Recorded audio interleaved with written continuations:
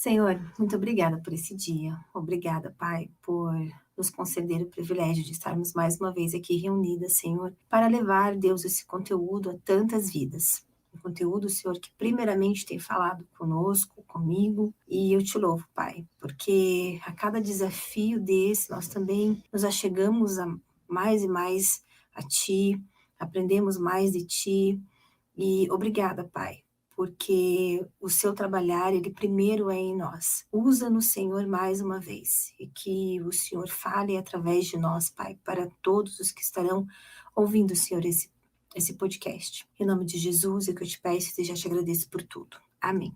Amém.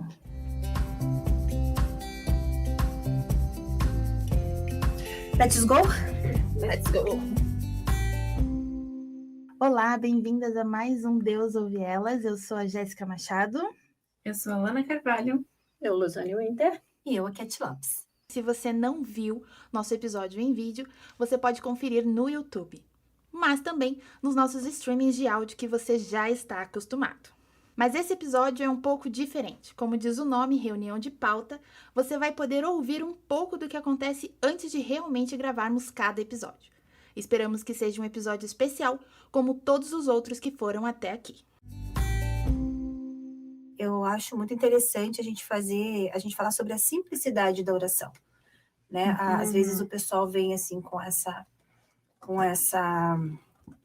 cultura mesmo de Deus dos exércitos, Deus de Moisés, Mas é Jacó. aquela coisa, né? Porque tudo tem a sua vez, tem o seu lugar, até quando a Exatamente. gente fala dos tipos de oração. Isso. Porque a grande questão é Deus quer que oremos? Sim, por quê? Porque Ele deseja se relacionar conosco.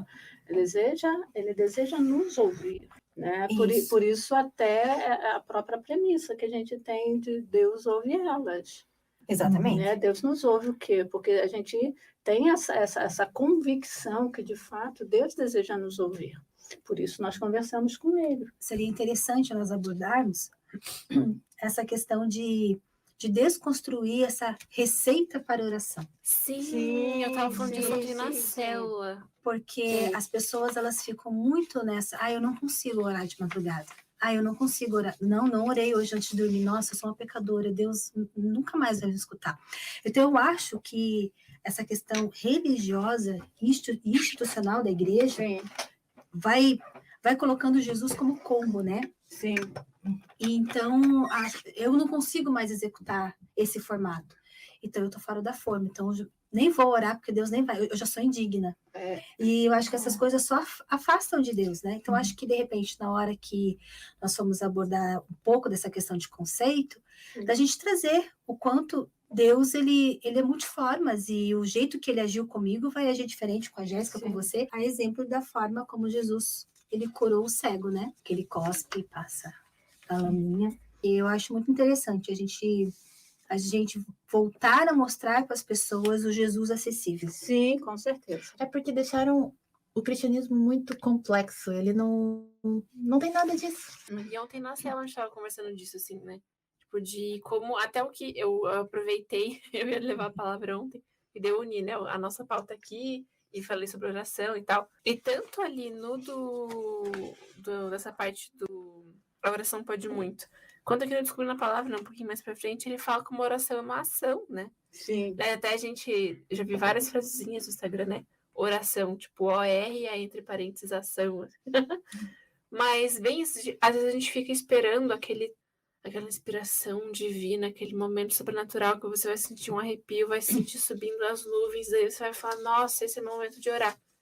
Só que não, né? Na nossa rotina é muito diferente.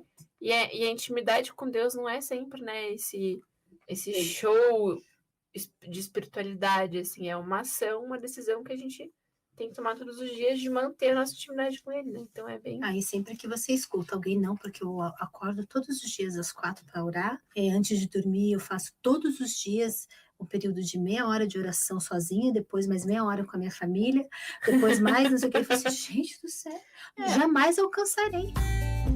A gente está falando de construção de amizade, de diálogo. De relacionamento. Então, você vê, os relacionamentos que você tem, eles são diferentes de acordo com o significado que essas pessoas alcançam na sua vida e até mesmo a proximidade delas em relação a você. Então, nessa construção tem coisas que realmente que funcionam para você que não vão funcionar para mim. Sim. Não vai funcionar de jeito maneiro. Tem coisas que eu acho lindo, gente. Eu acho lindo, né? Até aquela coisa que a gente costuma usar, né? Quando crescer, quero ser que nem você. Enfim. Mas só que toda vez que a gente se apega nisso, assim, os exemplos, claro que eles são ótimos, eles testemunhos, eles testificam, edificam a nossa fé. Só que toda vez que eu agarro esses testemunhos, eu simplesmente negligencio o desenvolver aquilo que é para mim. Sim. Porque você quer ser igual a outra pessoa e não aquilo que Deus deu para você. Então, é bem interessante dentro desses aspectos, porque se a gente olha a figura do corpo lá, que Paulo coloca em 1 Coríntios 12, o que ele fala? Cada um tem o seu lugar. Isso. E a oração, se a gente pensa nessa analogia, nessa figura, a gente vai ver que o seu exercer a sua função no lugar em que Deus te colocou, melhor dizendo, tem muito a ver como você vai desenvolver essa disciplina espiritual, porque ela tem muito a ver com a peculiaridade que lhe é própria. Então, se nós temos assim, a orientação de Jesus é orar é para todo mundo.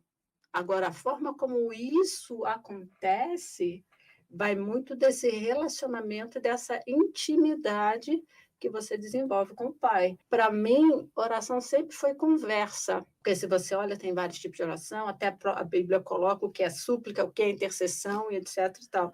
E se a gente perceber, o único que intercede de fato por nós é o Espírito Santo. E o próprio Cristo.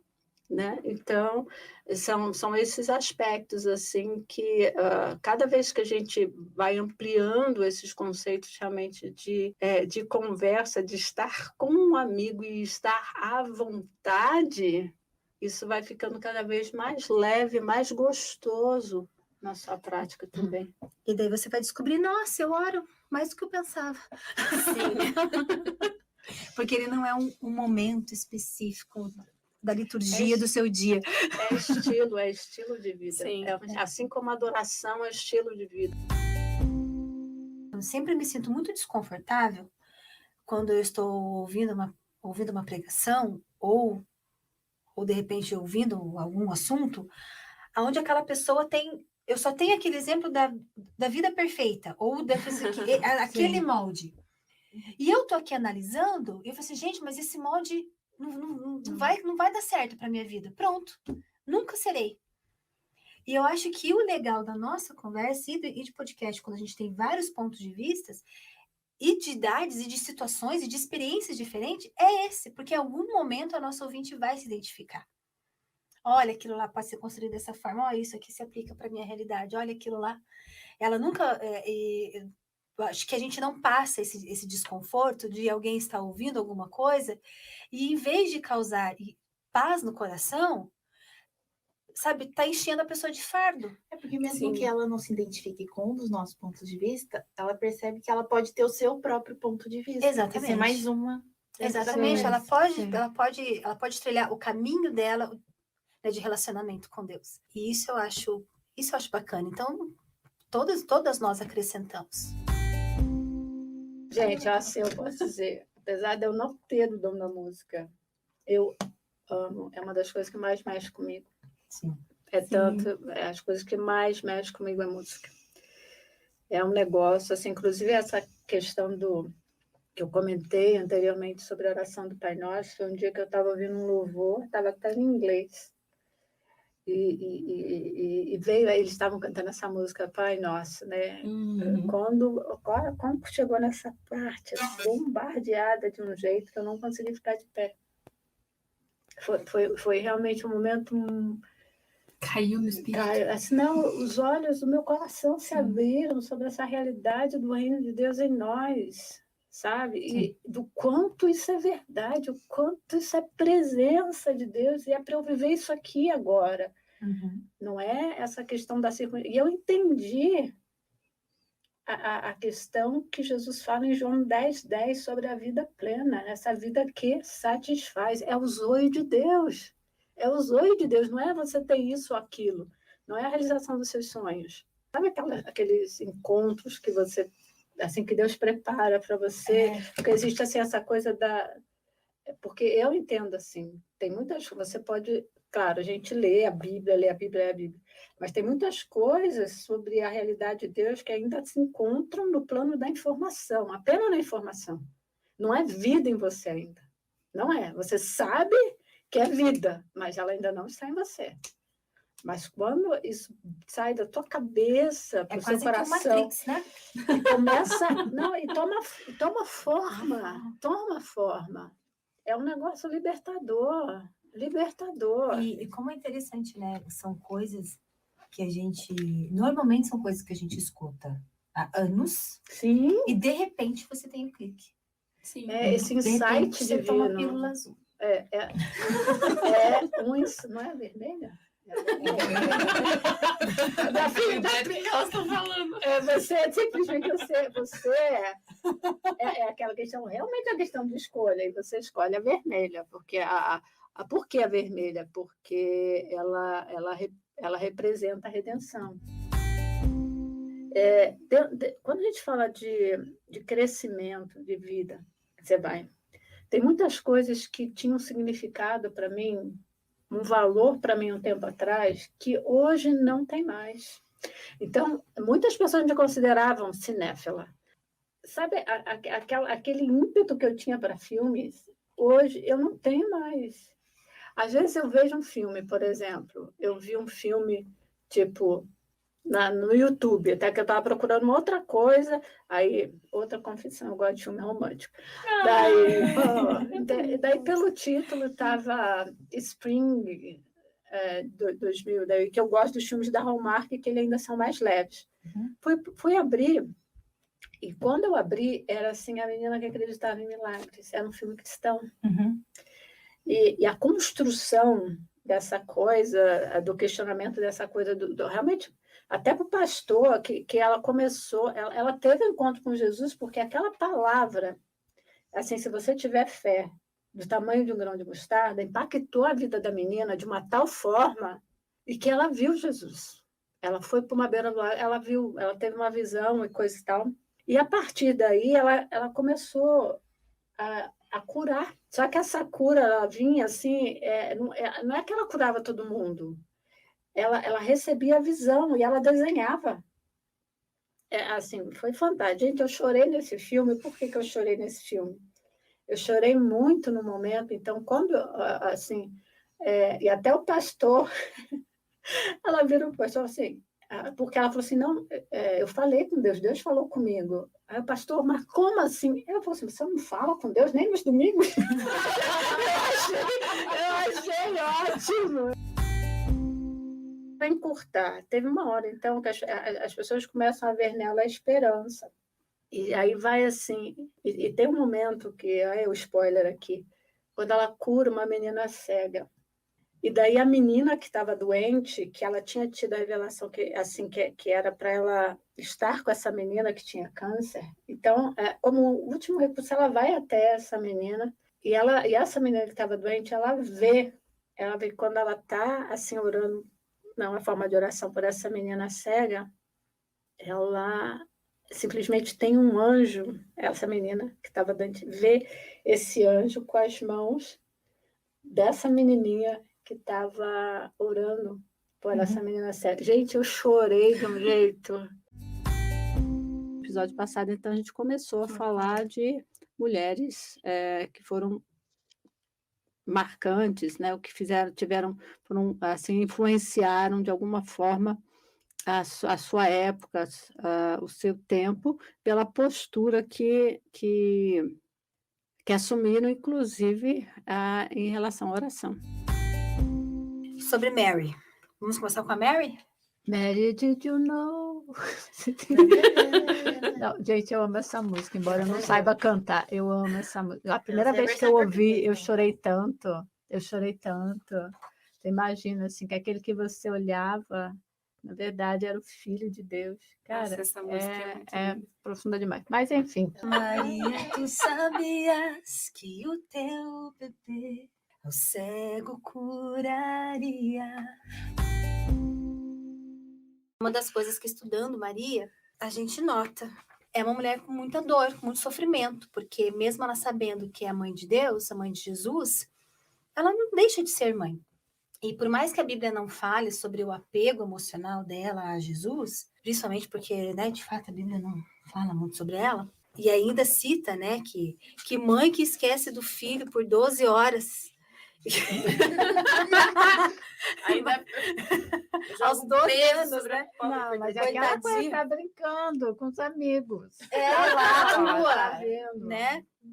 Quem nunca, né?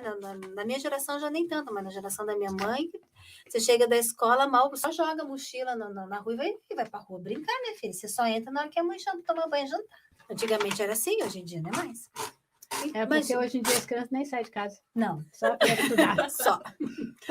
Só pra Então ela não, essa questão do afeto não é muito explorada em Maria no cristianismo protestante, né? Quando a gente fala aqui sobre o panorama da vida de Maria, eu fiz um resuminho assim para falar sobre o ponto de vista que nós vamos abordar. E eu escrevo assim: como mãe de Jesus, ela aparece nos cenários de outras religiões e é chamada por diversos nomes. Nós aqui, por sermos cristãs protestantes, vamos focar na sua trajetória contada na Bíblia através desta ótica. Mas sabemos que há uma grande diversidade nas crenças, práticas e tradições voltadas a Maria. Mas acho importante ressaltarmos que esse ponto de vista no protestantismo não menospreza ou desdenha a mulher que ela foi. Pelo contrário, sabemos que ser a escolhida de Deus para dar à luz a Jesus a faz uma mulher especial. Eu acho que Maria acompanhava Jesus, eu não acho que Maria era ausente dele. Tanto que tem uma passagem, acho que Mateus ou Lucas, que fala que permaneceu orando ela, Tiago e mais alguém, né? Eu acho que é em Atos. Isso, tá em Atos. Uma coisa. Então, assim, eu acho que ela acompanhava Jesus, ela era uma das seguidoras, né? Jesus. É Atos 1, 12, 14. Atos 1, 12, 14. A própria questão, assim, do anúncio do anjo, a resposta dela, porque uma coisa que não dá para descartar é a questão do próprio contexto onde ela vivia. Então, todas as implicações que a resposta dela, que essa resposta arcaria para ela. Então, acho que seria importante, porque dentro do que você falou, a questão de transição, né? Porque se você falar assim, ela dentro da promessa que havia, que ela sabia quem ele era, então essa transição de mãe para ser discípula e seguidora de Jesus, por entender que ele era o Messias. Então, são aspectos assim bem interessantes. Inclusive esse último episódio aí, esse de Sara e Rebeca, tem essas conexões muito interessantes. Primeiro, porque elas são sogra e nora, e de certa forma, o que há de comum, além dessa questão parentesco familiar, é exatamente que elas usaram da mesma estratégia, ou seja, quiseram ajudar Deus. Uma coisa interessante é porque você não vê assim, tipo, Sara orando. Nem Rebeca. Rebeca, ela faz uma pergunta para Deus: por que isso está me acontecendo? Mas quem ora de fato é Isaac. Quem orou de fato pelo fato de não se ter filhos foi Isaac. E fala assim que Deus ouviu a oração dele. E com Abraão também, né? Porque não foi a Sara que orou. O relacionamento ali direto era de Abraão com Deus. Exatamente. Né? Então, quando lá se eu não me engano, Gênesis 15... Deus faz a promessa a Abraão, e já no 16 a Sara já dá um jeito na questão. Né?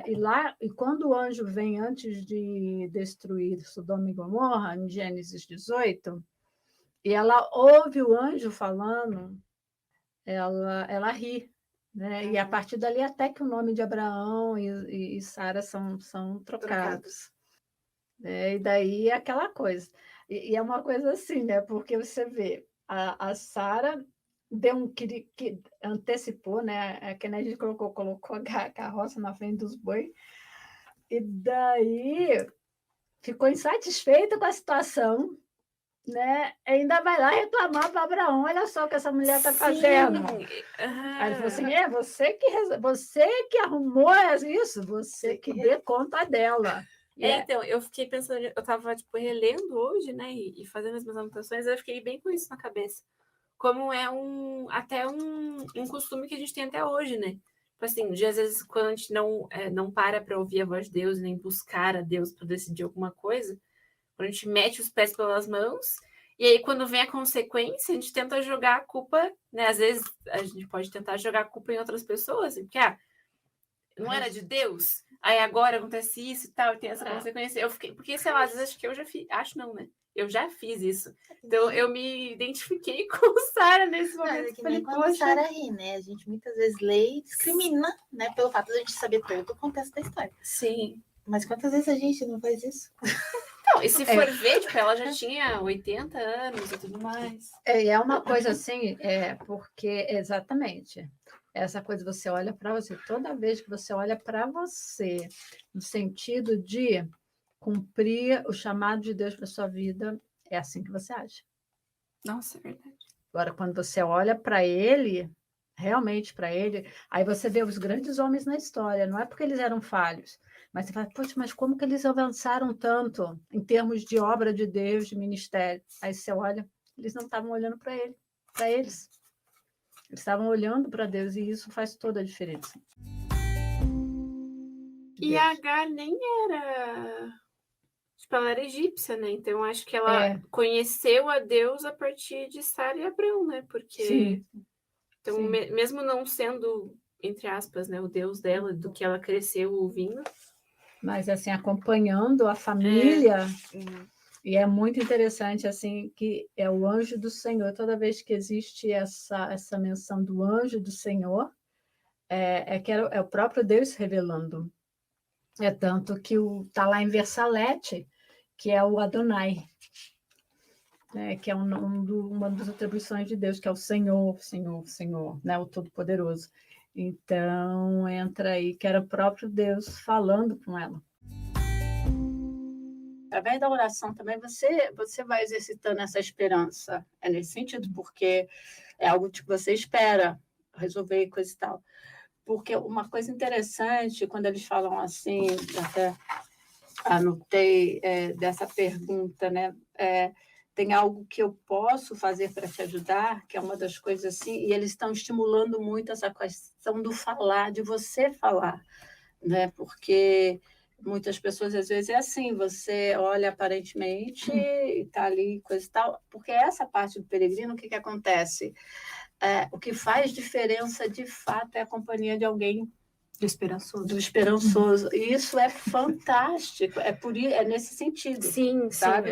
Sim. De tentar fazer essa associação, de ver a importância realmente da fala, é tanto que a própria psicanálise, com o tempo, trouxe essa questão da cura pela fala. Quando você fala, por que a terapia tem os seus efeitos? Porque você fala, tem alguém ouvindo. E, obviamente, puxa até isso para essa questão de Deus estar nos ouvindo, e quanto isso é importante. Então, isso faz essa diferença da companhia, de você ter alguém para que você não fique solitariamente ouvindo a sua própria voz, porque quando as emoções elas estão, vamos dizer, abaladas por coisas, o que acontece? Ela não é uma boa conselheira. As emoções não são uma boa conselheira. Eu tenho observado que uma das coisas que mais pegam as pessoas realmente é o estado emocional delas. E quanto mais a gente puder, eu acho assim, de alguma forma envolvendo esses aspectos, tá?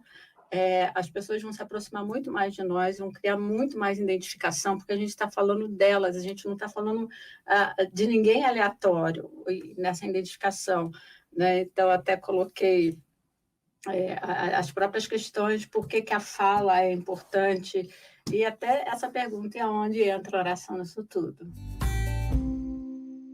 E realmente essa questão é drama, porque às vezes até na igreja mesmo existe uma cobrança de você dar determinadas assistências sem considerar que você não é só a igreja, né? Você tem outros papéis, você tem outros ambientes que você tem que atender.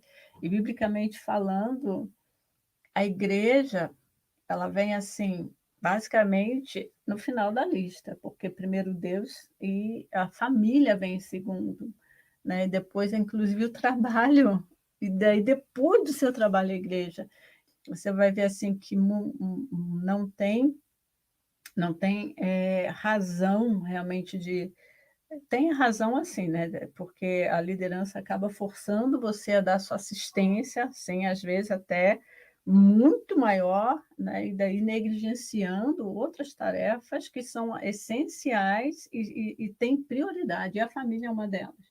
Então, quando você vê, às vezes, até pastores lidando com filhos que não querem nem saber mais de igreja, é exatamente por isso, né? Porque eles foram negligenciados em prol da igreja, porque até mesmo o pastor ele tem que lidar com a igreja e coisa e tal, é o trabalho dele. Então, mas o trabalho ele vem depois da família e não antes dela, né? Claro, Deus sempre em primeiro lugar.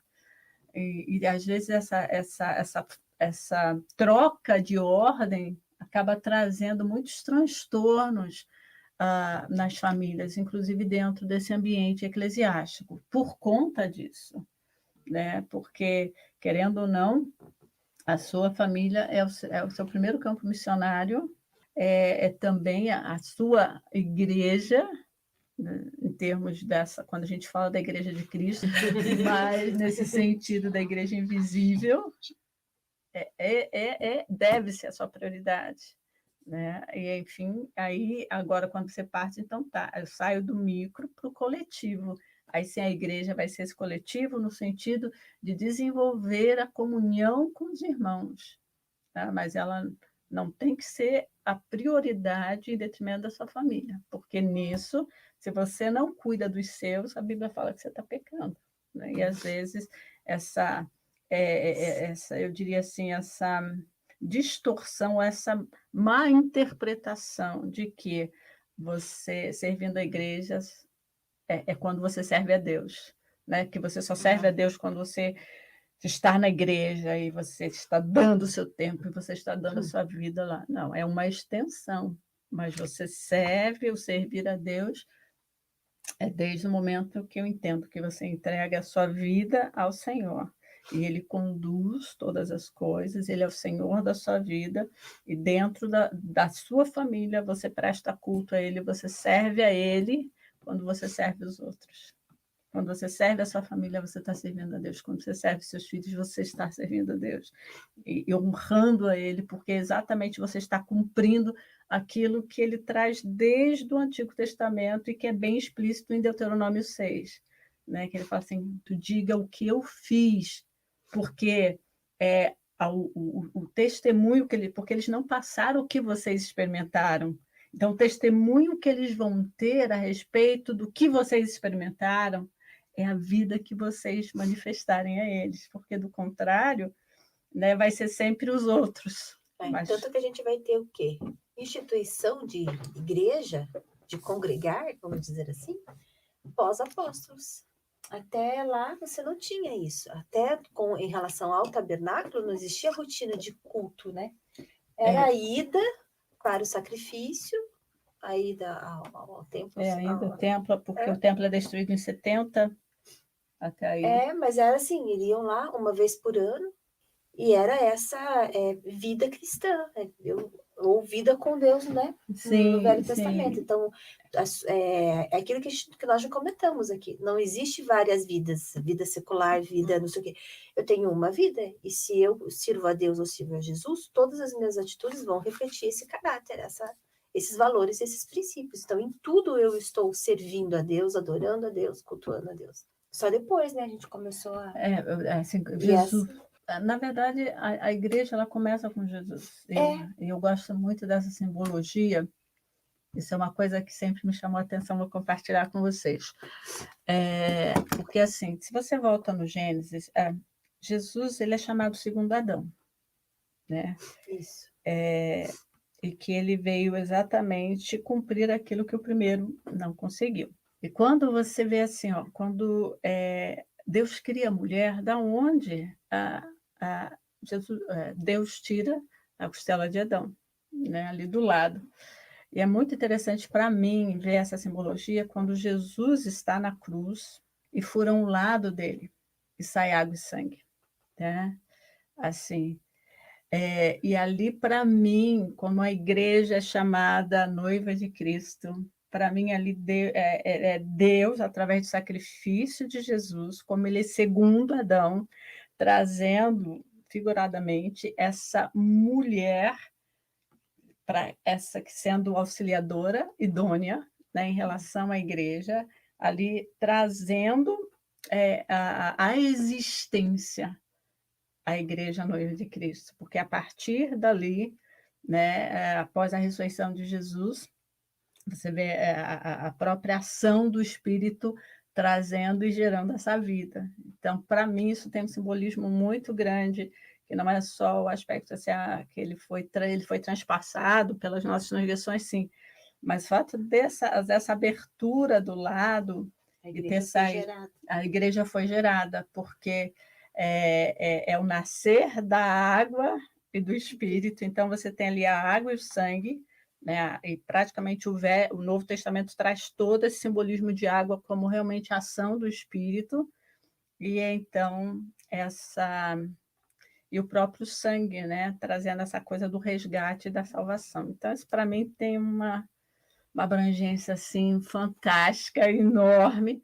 Novamente, né? Não é nenhum tratado teológico, é só algo que eu gosto, realmente me ministra muito o coração, ver exatamente esse paralelismo, né? Quando Jesus é chamado segundo Adão. Então é isso. Lembrando que a nossa segunda temporada se inicia em fevereiro, mas em janeiro, a cada quarta-feira, você poderá ouvir uma de nós no Deus Ouve Ela, #Deus e Eu, uma versão curta do podcast que você já acompanha e gosta. Não esqueça de nos visitar em nossas redes, Instagram, Facebook e afins, e também no nosso site, pãodiario.org. E lembre-se, Deus ouve elas, Deus te ouve e Deus nos ouve.